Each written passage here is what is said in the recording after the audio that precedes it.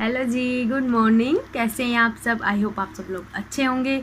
और मैं आरती स्वागत करती हूँ आपका अपने यूट्यूब चैनल पर। तो जी चलिए शुरू करते हैं आज का व्लॉग।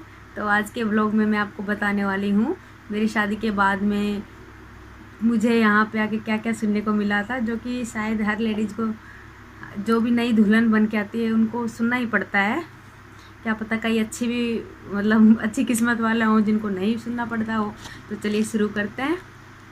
जब यहाँ पे आए थे ना, जैसे शादी हो गई थी, उसके बाद एक रस्म होती है मुंह दिखाई की रस्म, जो घर वाली लेडीज़ें होती हैं और बाहर की जो आजू बाजू के जो लेडीज़ होती हैं ना, वो सभी की सभी मुंह दिखाई करते हैं। तो बहू की, तो घर वाले तो मेरे बहुत अच्छे हैं, काफ़ी सपोर्टिव हैं, बहुत हेल्प करते हैं मेरी हर एक काम में।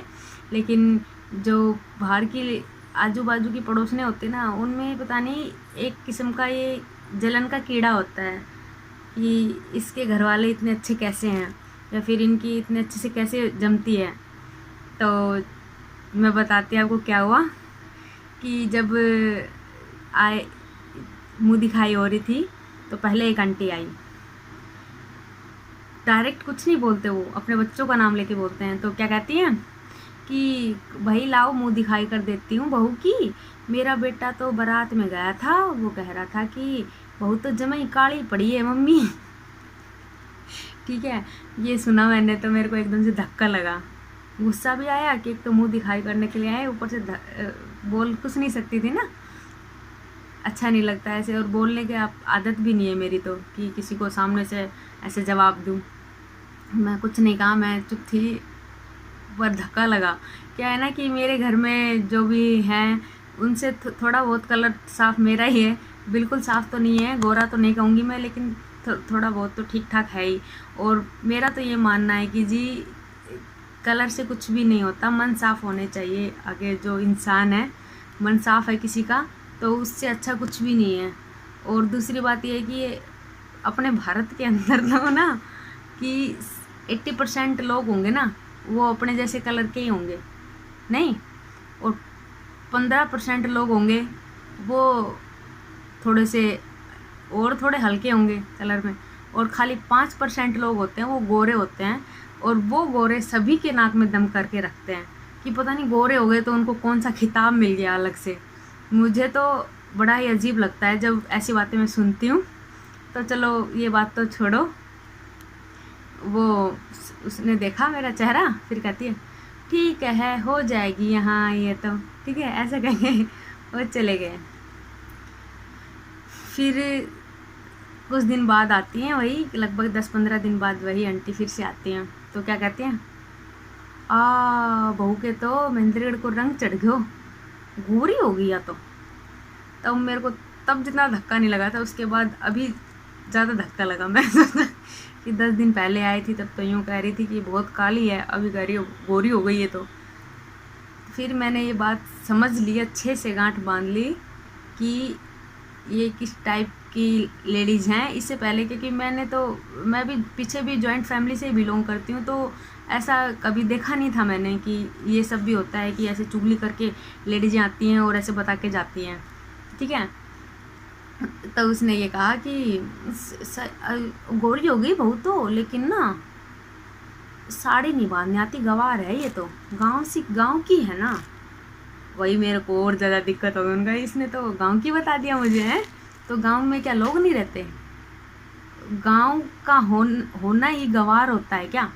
मेरे हिसाब से तो ये बहुत ही गलत बात है, क्योंकि गांव में तो पता नहीं कितने पढ़े लिखे लोग रहते हैं, और खाली सिंपल लोग होते हैं ना, वो हमें गांव में देखने को मिलते हैं। लेकिन पर्सनैलिटी भी बहुत बढ़िया वाली होती है गांव के लोगों की।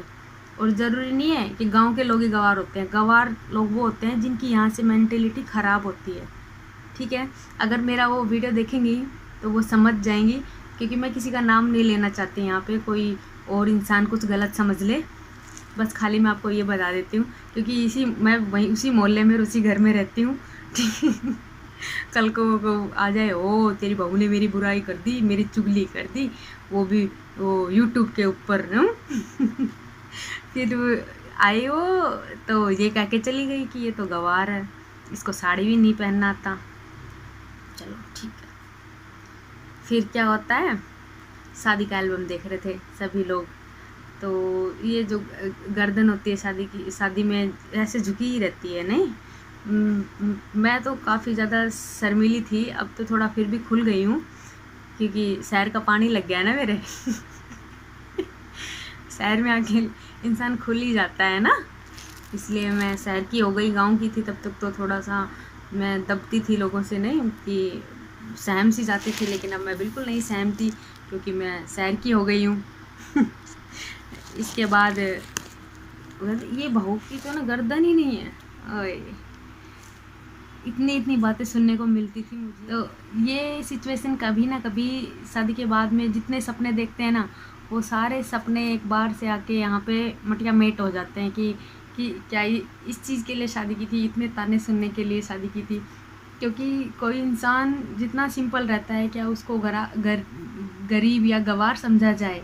मुझे तो ऐसा नहीं लगता, क्योंकि मैं खुद कुछ भी नहीं लगाती अपने फेस पे, सिर्फ भगवान की दी हुई बिंदी, सिंदूर है और लिपस्टिक है। तो ये तो लगानी ज़रूरी होती है ससुराल में, और भगवान मेरे को बनाए रखे कि मैं हमेशा ये लगाती रहूँ जब तक मरूँ, तब भी जब लेके जाएं तो मैं ये लगाए रखूँ।